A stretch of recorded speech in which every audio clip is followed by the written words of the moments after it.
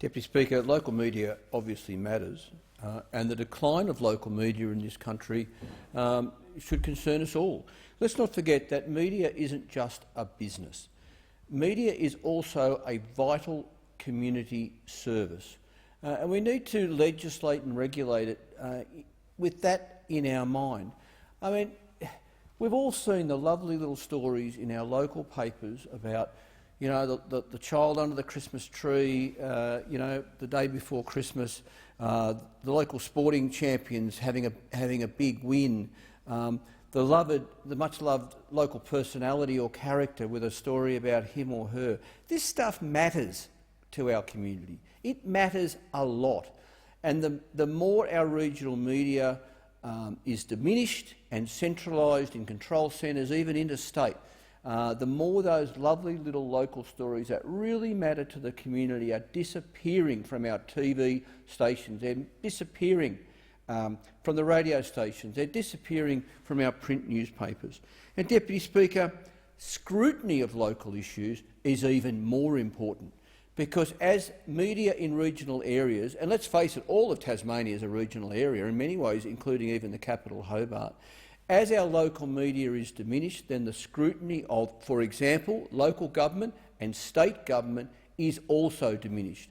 The member for Lyons would be well aware of the controversy at the moment in Tasmania over the COVID-19 hardship grants and the very serious allegations being levelled at the government that it ended up being just another slush fund for the state government to bankroll favoured regions or favoured organisations. Well, the only reason we know about that, Deputy Speaker, is because our local media, which has a good understanding of the local political situation, has taken a real lead on this, in particular the Mercury newspaper in Hobart.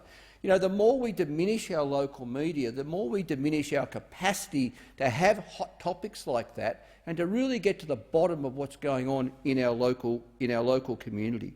Deputy Speaker, local knowledge is important, and it's important that the local media know what's going on with these hardship grants I referred to. But perhaps even more important, Deputy Speaker, it's important in times of crisis, when there's a flood or there's a bushfire. And of course, Tasmania has had some shocking episodes of bushfires over the many decades, including in earlier this year. There were some very nasty bushfires in the north of the state. Well, if you're relying on newsrooms or news coordinators from elsewhere or flying in news crews from elsewhere, how on earth can they cover those stories properly? How on earth, when it's an emergency broadcaster like the ABC, how on earth can they properly inform the local community about the situation, give reliable warnings about preparations that need to be made, about evacuation routes that need to be considered or, heaven forbid, even used? We need local journalists on the ground who understand the local situation, especially in times of crisis. And I make the point again, Deputy Speaker, the more that Tasmanian news is coordinated through a control room, say in Canberra, in fact, then the capacity to provide that vital public service is more and more diminished. Deputy Speaker, of course local jobs is important, and that's something we're seeing firsthand in Hobart. You know, the Mercury newspaper over the last decade or so has really been gutted of jobs. And you see it when they do the editing interstate, and you get the most silly editing mistakes. Our local commercial TV and radio has been gutted over the last decade. The ABC, Deputy Speaker, gutted more than most. Those of you who have been to Hobart, you might have noticed near what we call the railway roundabout, there's the ABC building. 2 stories, quite a large building. It wasn't that long ago, Deputy Speaker, that was full of ABC staff doing really important local media for the whole of the state, including producing some very important programs. You go there now, Deputy Speaker, the ABC inhabit a part of the ground floor, and the other floors are full of everything from the College of GPs to even a commercial TV station has got a presence in that building. And that reflects a whole lot of jobs, very important and specialised and technical jobs that are now gone from the state. And I lament the fact again in this place that the ABC has become Sydney-centric at the expense of places like Hobart and, in fact, the whole state of Tasmania. Deputy Speaker, local content matters. It really does matter. And if I could talk not just about regional media, but really about media more broadly across the whole country. It's simply not good enough, Deputy Speaker, that media in this country now, when they're required to produce local content, they put a news bulletin on the telly, they might broadcast a footy game, and they might have some pretty trashy, cheap reality show, and they'll say, that's our local content done and dusted, and we've complied with what the government requires. Well, Deputy Speaker, that's not good enough. The government really should be looking to legislate the type of local content that Australian media buys in and broadcasts, especially drama. It's not good enough that for drama in this country and for movies, that you turn on the telly and it's something out of the UK or something out of North America. Of course, a lot of that's very good and very entertaining, but it means that our own arts sector is just withering on the vine when it comes to that sort of production. And, Deputy Speaker, I suppose this goes to the cost of production. Of course, it's cheaper for the ABC to rerun for the seemingly thousandth time Yes Minister, and it probably costs them next to nothing. Very good show. A very, very good show, and sometimes I think it's more of a documentary than a comedy, a bit like the Hollow Men, Deputy Speaker. But all jokes aside, if you allow our media to just show what they want, then they will buy the cheapest they can get away with, and it means our arts sector is all the more diminished. We need a carrot and a stick.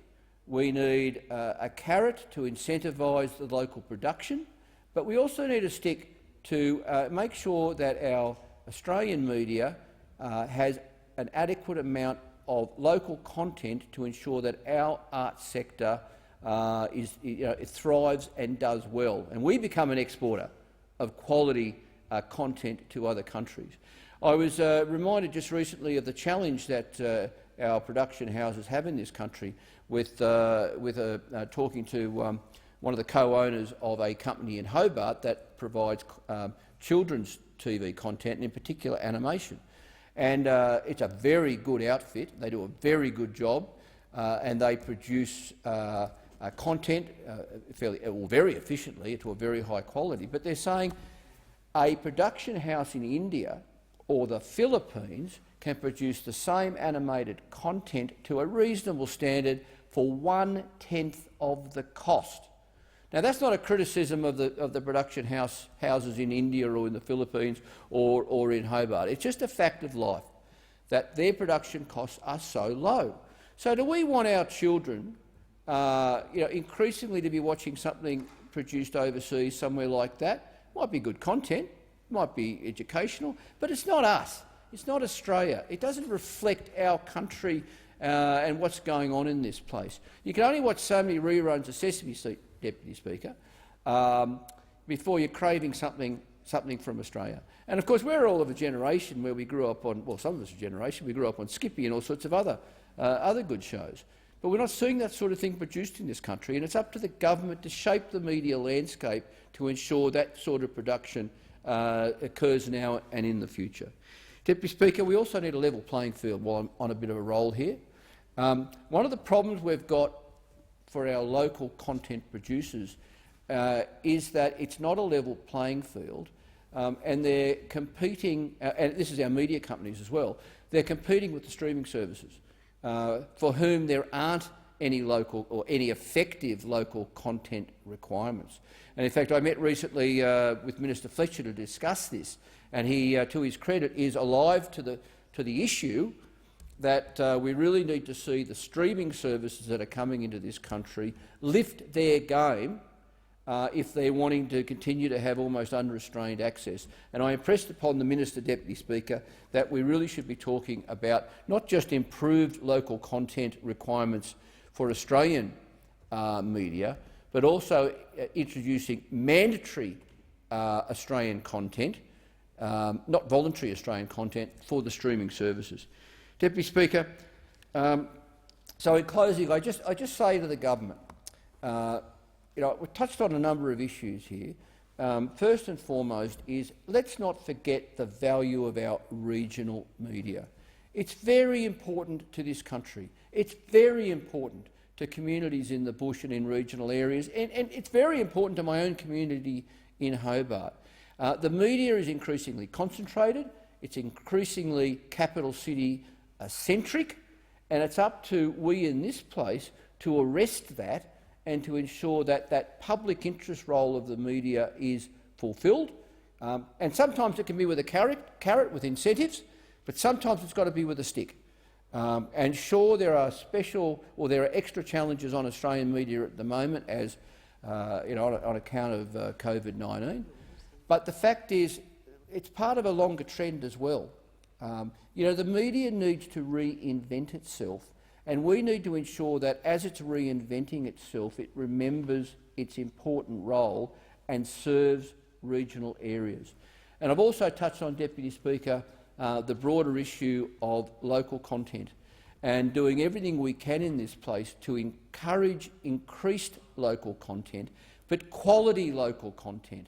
For example, drama, so that the young people who are wanting to be actors, performing artists, that they've got a pathway to learn their trade, to do work, to earn an income, and to realise their potential. It's just not good enough for the governments to throw around hundreds of millions of dollars to encourage foreign production companies, to come out to, say, Sydney and make something with foreign actors. Well, I think that's missing the point, Deputy Speaker. We should be spending the money that's required to ensure Australian production companies using Australian actors and Australian facilities are making the world's best content for TV, for radio, for print, for streaming services. And talking of streaming services, Deputy Speaker, I make the point again, they're getting a free ride in this country, and it's crucifying companies like that company I referred to in Hobart, who are producing real quality animated children's content for the media.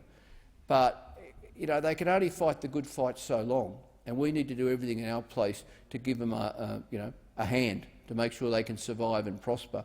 Because when our arts sector is given a fair go, they produce as good or better content than anywhere in this country. And there's no good reason why we can't be a significant exporter to other countries. But it's going to need help from governments to achieve that when you're up against production costs like I mentioned about India and the Philippines, where the production cost for animated content is 1/10 of the cost of producing it in Australia. We've got a wonderful arts sector, Deputy Speaker, and this is another example of where we're missing the opportunity in this place. The governments are missing the opportunity to celebrate and to support that arts sector. So I tell you what, when some parts of our of our world are gone, in particular these production houses, in particular our regional media, we'll miss it and we'll wonder how on earth we were so silly to let it go. Thanks, Deputy Speaker.